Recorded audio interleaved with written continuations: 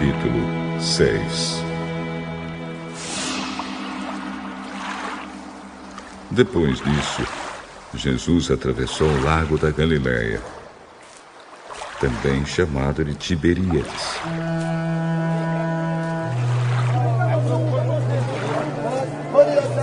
Uma grande multidão o seguia, porque tinha visto os milagres que Jesus tinha feito curando os doentes. Ele subiu um monte e sentou-se ali com seus discípulos. A Páscoa, a festa principal dos judeus, estava perto. Jesus olhou em volta de si e viu que uma grande multidão estava chegando perto dele. Então disse a Filipe: "Onde vamos comprar comida para toda esta gente?" Ele sabia muito bem o que ia fazer, mas disse isso para ver qual seria a resposta de Filipe. Filipe respondeu assim: "Para cada pessoa poder receber um pouco de pão, nós precisaríamos gastar mais de 200 moedas de prata."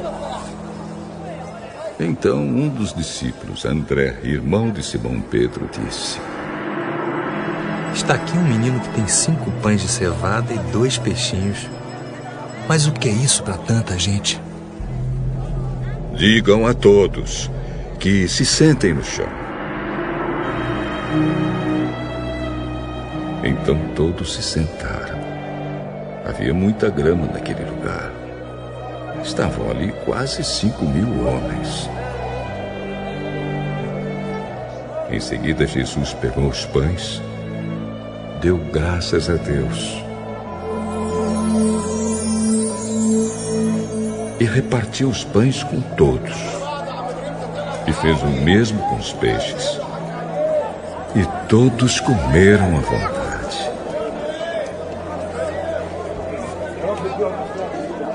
Quando já estavam satisfeitos, ele disse aos discípulos: "Recolham os pedaços que sobraram, a fim de que não se perca nada."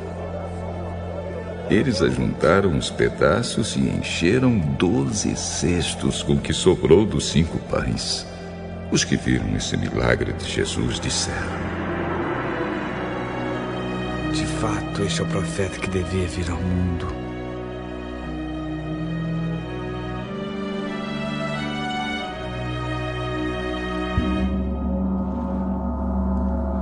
Jesus ficou sabendo que queriam levá-lo à força para o fazerem rei. Então voltou sozinho para um monte. De tardinha, os discípulos de Jesus desceram até o lago. Subiram num barco e começaram a atravessar o lago na direção da cidade de Cafarnaum.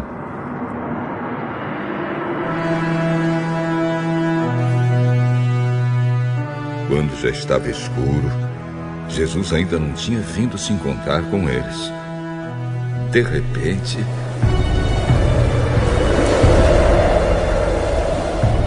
um vento forte começou a soprar e a levantar as ondas. Os discípulos já tinham remado uns 5 ou 6 quilômetros quando viram Jesus andando em cima da água e chegando perto do barco. E ficaram com muito medo. "Não tenham medo. Sou eu, Jesus." Então, eles o receberam com prazer no barco e logo chegaram ao lugar para onde estavam indo.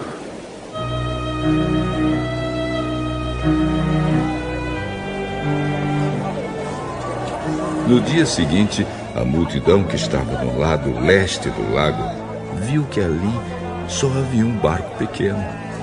Sabiam que Jesus não tinha embarcado com os discípulos, pois estes haviam saído sozinhos.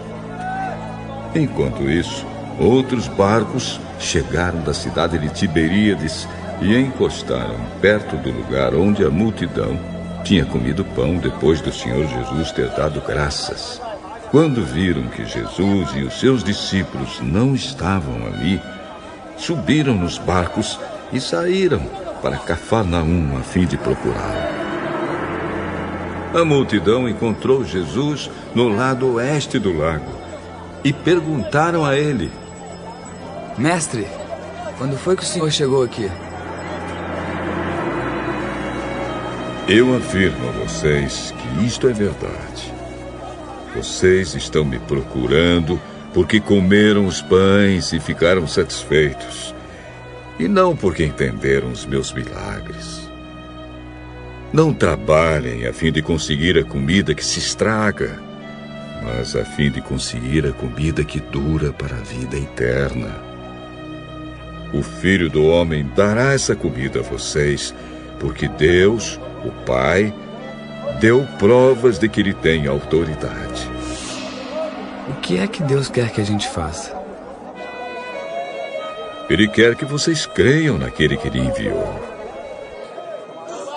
Que milagre o Senhor vai fazer para a gente ver e crer no Senhor? O que é o que o Senhor pode fazer?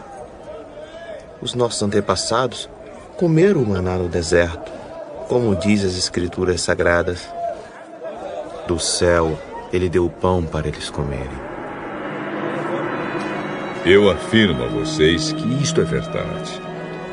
Não foi Moisés que deu a vocês o pão do céu, pois quem dá o verdadeiro pão do céu é o meu Pai. Porque o pão que Deus dá é aquele que desce do céu e dá vida ao mundo.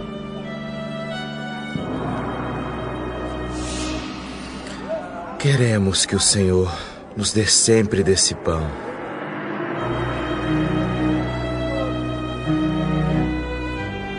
Eu sou o pão da vida. Quem vem a mim nunca mais terá fome, e quem crê em mim nunca mais terá sede. Mas eu já disse que vocês não creem em mim, embora estejam me vendo. Todos aqueles que o Pai me dá virão a mim, e de modo nenhum jogarei fora aqueles que vierem a mim. Pois eu desci do céu para fazer a vontade daquele que me enviou, e não para fazer a minha própria vontade. E a vontade de quem me enviou é esta: que nenhum daqueles que o Pai me deu se perca, mas que eu ressuscite todos no último dia. Pois a vontade do meu Pai é que todos os que veem o Filho e creem nele tenham a vida eterna. E no último dia eu os ressuscitarei.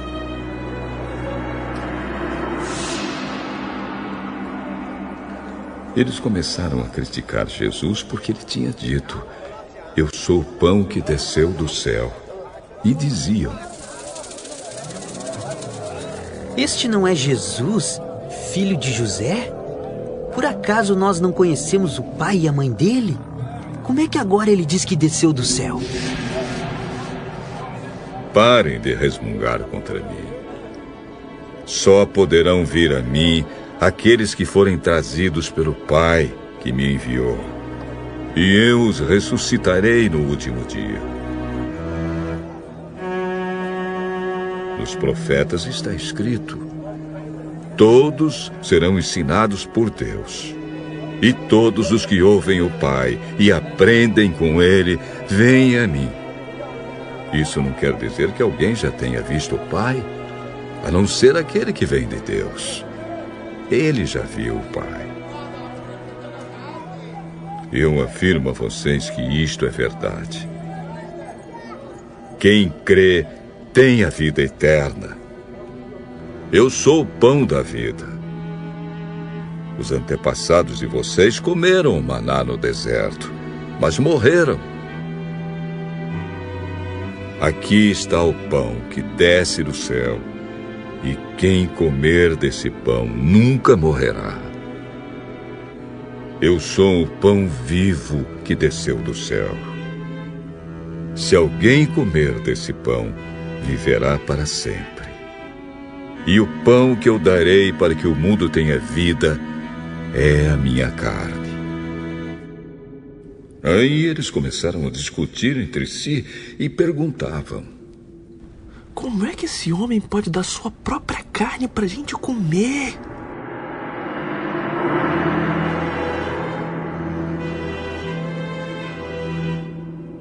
Eu afirmo a vocês que isto é verdade.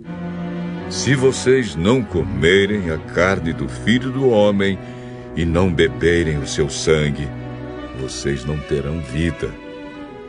Quem come a minha carne e bebe o meu sangue tem a vida eterna, e eu o ressuscitarei no último dia. Pois a minha carne é a comida verdadeira, e o meu sangue é a bebida verdadeira. Quem come a minha carne e bebe o meu sangue vive em mim, e eu vivo nele. O Pai, que tem a vida, foi quem me enviou, e por causa dele eu tenho a vida. Assim também, quem se alimenta de mim terá vida por minha causa. Este é o pão que desceu do céu. Não é como o pão que os antepassados de vocês comeram e mesmo assim morreram. Quem come deste pão viverá para sempre.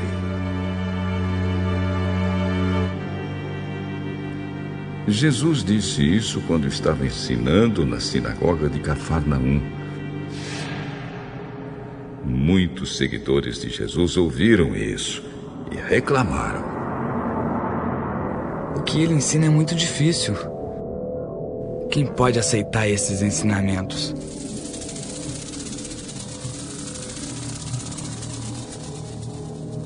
Não disseram nada a Jesus, mas ele sabia que eles estavam resmungando contra ele. Por isso perguntou: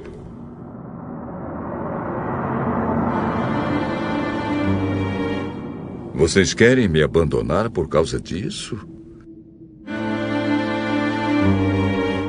E o que aconteceria se vocês vissem o Filho do Homem subir para onde estava antes? O Espírito de Deus é quem dá a vida. Mas o ser humano não pode fazer isso. As palavras que eu disse a vocês são espírito e vida. Mas mesmo assim, alguns de vocês não creem.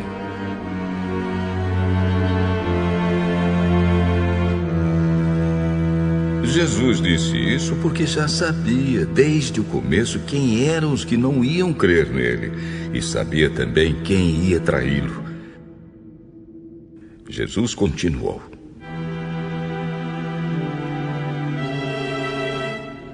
foi por esse motivo que eu disse a vocês que só pode vir a mim a pessoa que for trazida pelo Pai.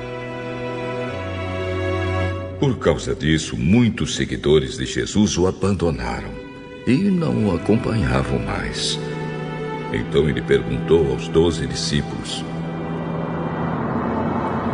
será que vocês querem ir embora também?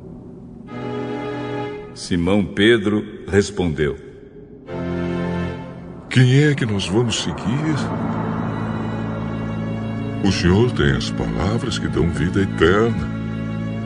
E nós cremos e sabemos que o Senhor é o Santo que Deus enviou. Fui eu que escolhi todos vocês, os 12. No entanto, um de vocês é um diabo. Ele estava falando de Judas, filho de Simão Iscariotes. Judas, embora fosse um dos 12 discípulos, ia trair Jesus.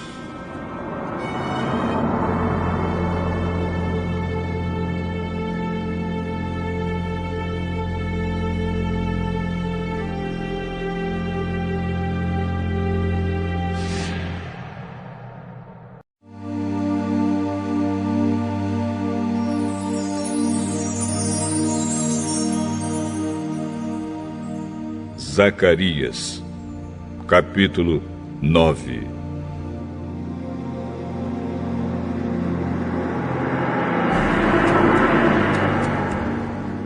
Esta é a mensagem de Deus, o Senhor. Ele anuncia que a terra de Adraque e a cidade de Damasco serão castigadas. Tanto as cidades da Síria como as tribos de Israel são do Senhor. A cidade de Amate, que fica perto daquelas cidades, também é do Senhor. E as cidades de Tiro e de Sidom, com toda a sua cultura, também são dele. O povo de Tiro construiu fortalezas para se proteger e amontoou tanta prata como se fosse pó, e tanto ouro como se fosse lama. Mas o Senhor vai levar tudo embora. Ele jogará no mar as riquezas de Tiro, e a cidade será destruída por um incêndio. Quando os moradores da cidade de Asquelon souberem disso, ficarão com medo. O povo de Gaza também vai sofrer muito, e o povo de Ecrom perderá toda a esperança. O rei de Gaza morrerá, e Asquelon ficará sem moradores. Mestiços morarão em Asdod. O Senhor diz: eu vou humilhar esses filisteus orgulhosos. Não vou deixar que comam carne com sangue, nem qualquer outra comida impura. Os que sobrarem desse povo serão meus e farão parte da tribo de Judá.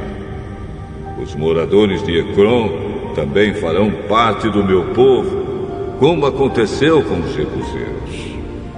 Vou defender o meu povo dos seus inimigos e não vou deixar que os exércitos deles invadam a minha terra. Nunca mais haverá um chefe cruel dominando o meu povo, pois eu tenho visto como ele tem sofrido.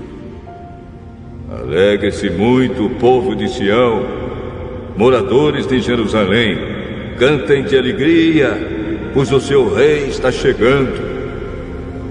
Ele vem triunfante e vitorioso, mas é humilde e está montado num jumentinho, filho de jumenta. Ele acabará com os carros de guerra de Israel e com a cavalaria de Jerusalém. Os arcos e as flechas serão destruídos. Ele fará com que as nações vivam em paz. O seu reino irá de um mar ao outro, e desde o rio Eufrates até os fins da terra. O Senhor Deus diz: moradores de Jerusalém, eu fiz uma aliança com vocês, que foi selada com sangue. Por isso, vou tirar o seu povo do cativeiro, daquele poço sem água. Prisioneiros, voltem para sua fortaleza. Voltem todos os que ainda têm esperança, pois vou lhes dar 2 vezes mais bênçãos do que os castigos que vocês receberam. Vou usar Judá como arco de guerra, e o povo de Israel será as flechas. Os homens de Jerusalém serão a minha espada, e com ela vou fazer guerra contra a Grécia. O Senhor aparecerá sobre o seu povo e atirará suas flechas como se fossem relâmpagos.